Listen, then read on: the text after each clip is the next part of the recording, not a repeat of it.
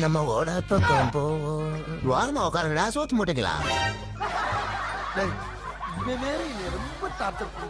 முன்னாடி கார்ட்டூன்ல காட்டுனதெல்லாம் கற்பனை நினைச்சிருப்போம். ஆனா அதெல்லாம் நிஜத்திலயும் நடந்திருக்கு. நாய் அதே மாதிரி தேடி இருக்கு பூனைய. இப்படி சுத்தி சுத்தி விரட்டி இருக்கான்னு பார்த்தா விரட்டி இருக்கே.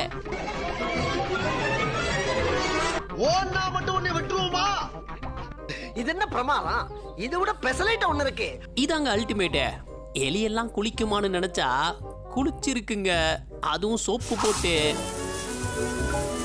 இப்படியுமா நடந்திருக்கு? நடந்திருக்கு.